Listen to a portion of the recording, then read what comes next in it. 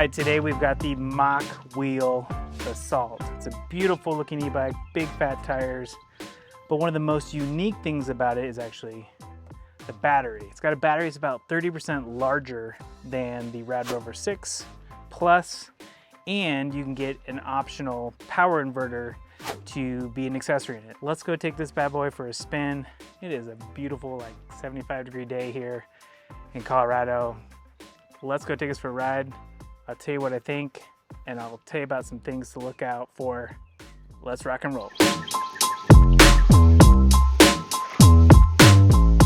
All right, well, it's kind of hard to tell here, but I am in front of a massive power station here, and that's for a very good reason. It's on purpose. I want to talk about the battery of this Mokwheel first.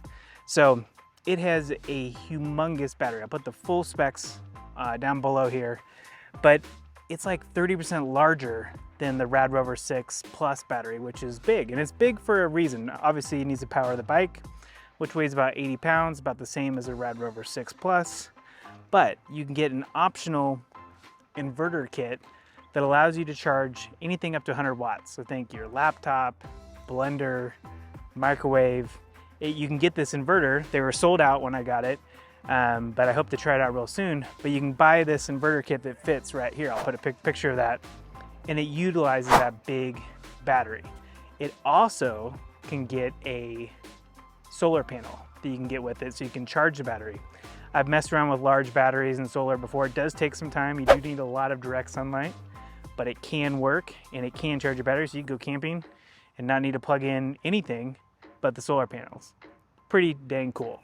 And for $18.99, I think is what the retail price is. They've got sales going all the time. That's pretty dang cool for a bike. They claim that the person that designed the battery management system, the BMS, worked on other very complicated battery management systems. But is this bike any fun? Let's go take it for a ride.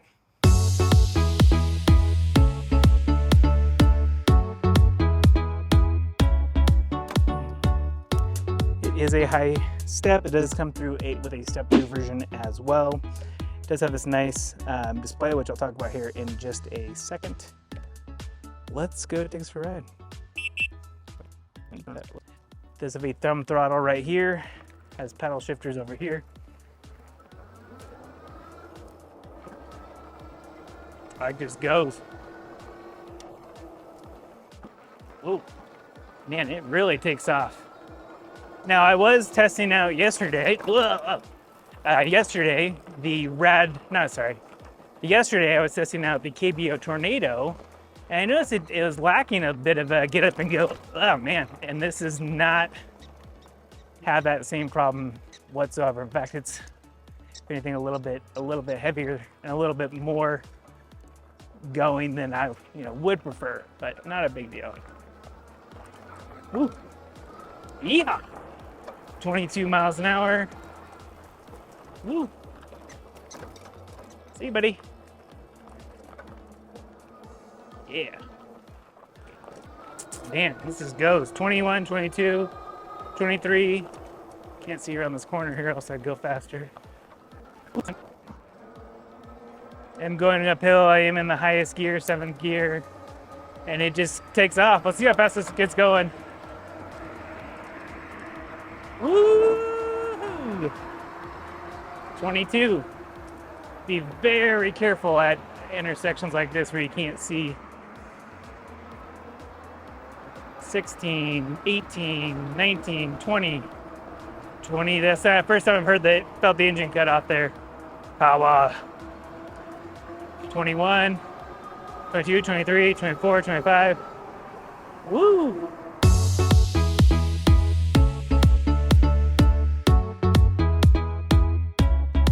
All right, let's get this up and going.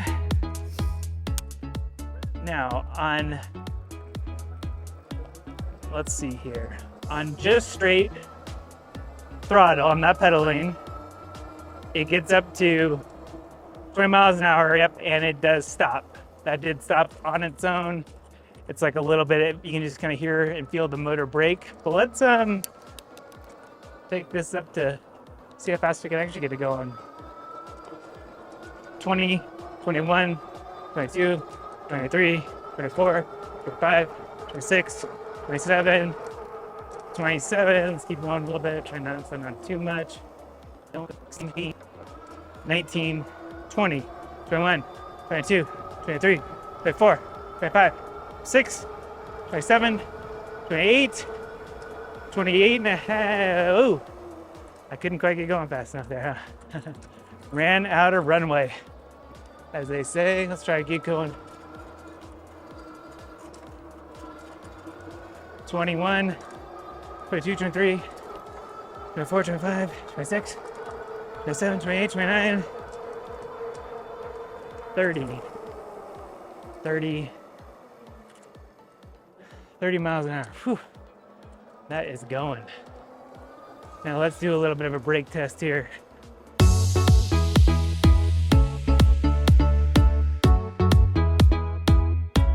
Whew. I mean, it does get your heart rate going just a little bit. 22, 23, 24, 25, 26, and stop.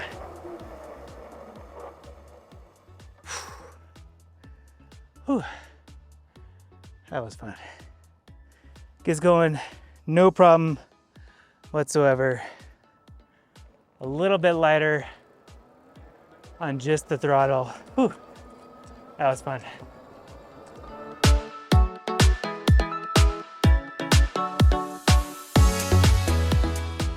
Keep going 30 miles an hour. Whew. All right, I'm gonna take this up this hill here just to also show you that this bike will not struggle like that KBO Tornado did. What? It's also about half the price of this one, so you really can't be mad for a bike that costs half as much. To not have the same Newton meters of torque. Oh yeah, geez. This just goes. It has zero problem going uphill at all. That's funny. I mean, it's just noticeable for me since I just tested that e-bike out yesterday on this very same hill, and it was slow, man. Whew. That was real slow. That's fun. This is a cool e-bike. I don't think if you got this e-bike, you'd be disappointed whatsoever, but it's a freaking cool e-bike. I love it.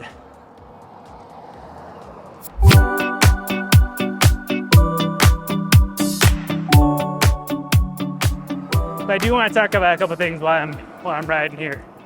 One is just how quickly this bike gets up and going. It's got 90 Newton meters of torque, which is really what allows any bike to get up and going very quickly. It's the thing that maybe that KBO Tornado that I was just testing out was not doing a good job with, was simply Newton meters of torque. I mean, I'm going 26 miles an hour, like no problem. That is wild and crazy.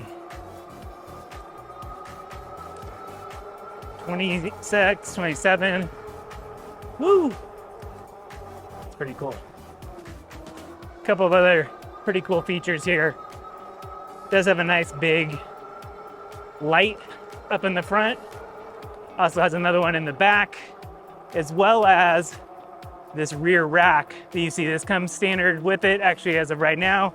It also comes with the front fenders that you see here and the rear fender as well. But the main thing is that rack. This bike has a 400-pound, yes, 400-pound payload capacity. The Rad Rover 6, I believe that has a 275-pound payload capacity. That is a crazy difference. And on top of that, this has a larger range. You know, they claim this will go anywhere. I think it's from like 60 to 80 miles. I think it's probably a little bit optimistic, just to be honest with you.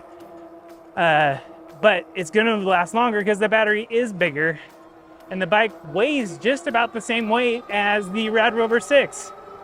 It's just got a bigger battery. Woo!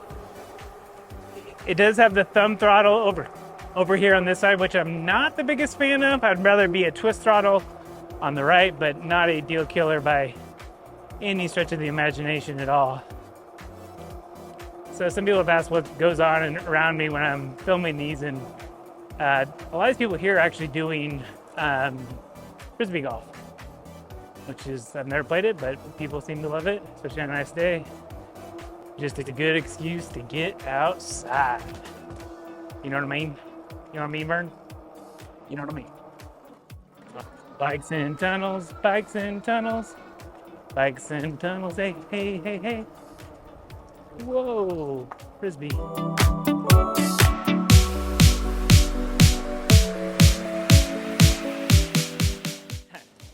And some of the bikes like this, you know, the pedal assist, even if it's, you know, turned up, is just a little aggressive, but this is nice and smooth. It's not too much, not too little. I feel like it's pretty well tuned. Oh, hey, buddy. Whoa.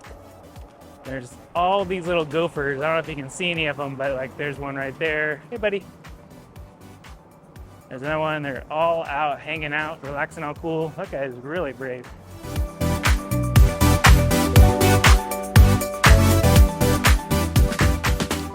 All right, I did get my hands on the power inverter for the Mokwheel Basalt. They actually call this the world's first all-terrain electric bike with integrated power station technology that allows you to charge your devices wherever you want. And so I'm not a huge camper or anything, but I thought about the worst thing that could happen: the power going off in my office when I'm working on something like this. Well, all you have to do is get the battery from the bike. Hopefully it's charged. Hopefully you keep it charged when you're not using it. But all you have to do is grab the battery from the bike, plug it into the power inverter, and then you can use that battery to power whatever you want. I've got a laptop, several monitors, some other equipment plugged in this power strip, and it powers it on no problem. This would be perfect as an emergency backup. It'd be great if you were camping. Like I said, you can also plug it into different solar panels and it will charge that way. But this power inverter is really pretty cool if you're going to be using this to power whatever you want to. It literally could be anything. It's got a bunch of different ports, a couple of just standard plugins, but it's a really great thing. I've never seen that before in a bike. The only tricky thing is that I found is that the adapter has to match with the bike. So it's not like you can just grab any bike battery and plug it into that. There may be some hacks around it, but I did not try it. The Mokwheel Basalt battery is the only battery that I could get to work with the inverter. So try anything else at your own discretion. Pretty cool, huh?